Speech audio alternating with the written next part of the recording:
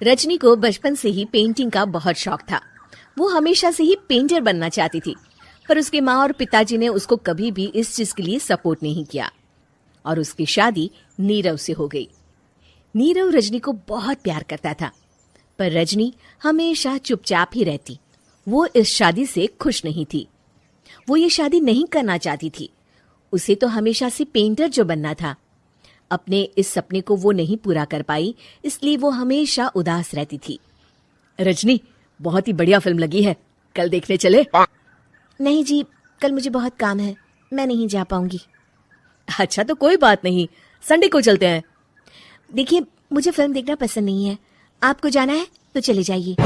नीरव को मना करके रजनी वहां से चली जाती है और अपने बैग को खोलकर उसमें बंद पड़े ब्रश और कलर्स को देखकर रोने लगती है। रजनी, चलो ना कहीं बाहर खाने चलते हैं, कुछ तुम्हारी पसंद का। जी, मुझे नहीं जाना, मेरी तबीयत ठीक नहीं है। रजनी वहां से चली जाती है। नीरव को समझ नहीं आता कि रजनी उससे इतना दूर क्यों रहती है। वो जब भी उसके साथ वक्त बिताना चाहता है, रजनी कोई ना कोई बहाना बना देती है। एक दिन घर पर कोई नहीं था। रजनी घर का सारा काम जल्दी से खत्म कर लेती है। घर पर अकेले होने के कारण वो सोचती है कि वो आज पेंटिंग करेगी। वो अपने कमरे में जाकर पेंट ब्रशेस और कलर्स निकालकर जैसे ही कलर मिक्स कर रही होती है कि दरवाजे पर बेल बज जाती है। अब कौन आ गया इस वक्त? इतनी मुश्किल से तो मुझे पेंट करने का मौका मिला है। रजनी दरवाजा खोलती है तो उसकी सास अपनी सहेलियों के साथ खड़ी होती है और सब घर के अंदर आ जाते हैं। अरे बहू, सबको शरबत बनाकर पिला दे, बाहर तो बड़ी गर्मी है। जी। रजनी पेंट ना कर पाने से उदास हो जाती है। उसे गुस्सा भी आ रहा होता है कि उसने इस शादी के लिए हाँ क्यों कह दी। वो रसोई में जा रही होती है कि उसकी सास उसे रोकती है। बहू, सबके खाने का भी इंतजाम कर लेना, आज का लंच तो ये सब यहीं करेगी। हाँ। रजनी बिना कुछ कहे रसोई में चली जाती है।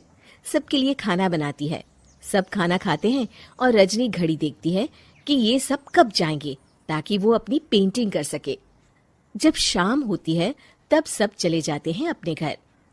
अरे बहू, सब तेरे खाने की तो बहुत तारीफ कर रहे थे, सबको बहुत अच्छा लगा खाना। आपको मुझे सुबह बताना चाहिए था ना कि आपकी सहेलियां आ रही हैं।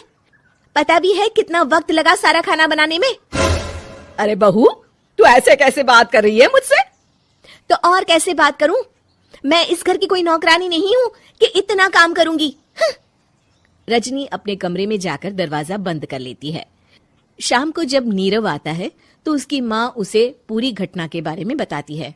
क्या रजनी ने आपसे इस तरह बात की माँ? हाँ, और पता नहीं उसे क्या हो गया है, शाम से बाहर भी नहीं आई है। मैंने तो कई बार आवाज दी, खाना भी नहीं खाया उसने। तू ही बात करके देख ले बेटा। नीरव अपने कमरे का दरवाजा खटखटाता है। रजनी, दरवाजा खोलो, मैं हूं। रजनी दरवाजा खोलती है और फिर वापस जाकर अपने बिस्तर पर लेट जाती है। रजनी, माँ से बात करने का ये क्या तरीका है? मैंने कोई गलत बात नहीं की है। अरे तुम क्यों ऐसे बर्ताव कर रही हो सबके साथ? क्या तुम इस शादी से खुश नहीं हो? रजनी कुछ नहीं बोलती।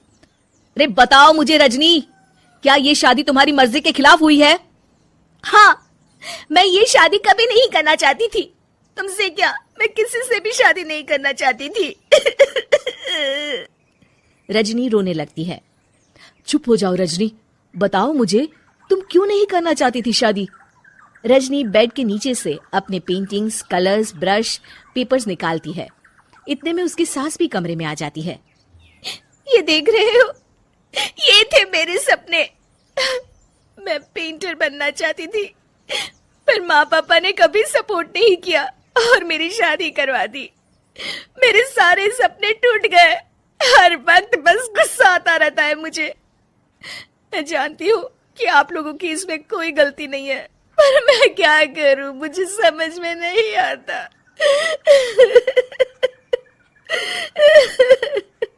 रजनी फूट फूट कर रोने लगती है। मुझे माफ कर दीजिए, आप दोनों के साथ मैं बहुत बुरा बर्ताव कर रही हूँ। अरे रजनी बेटा, चुप हो जाओ तुम। नीरव पानी लेकर आता है। ये लो पानी पियो और शांत हो जाओ।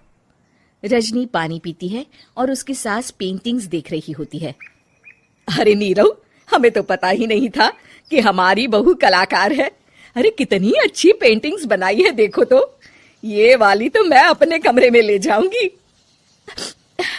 आपको ये पेंटिंग्स अच्छी लगी? अच्छी नहीं, बहुत अच्छी लगी। और तुमने हमें बताया क्यों नहीं? तुम जब चाहे पेंटिंग कर सकती हो रजनी। हम तुम्हारे सपनों को पूरा करने में तुम्हारा पूरा साथ देंगे। हाँ बेटा, हम कला की कद्र करते हैं। हम कलाकार तो नहीं, पर मुझे गर्व है कि मेरी बहू एक कलाकार है। रजनी, नीरव और सास तीनों हंस पड़ते हैं।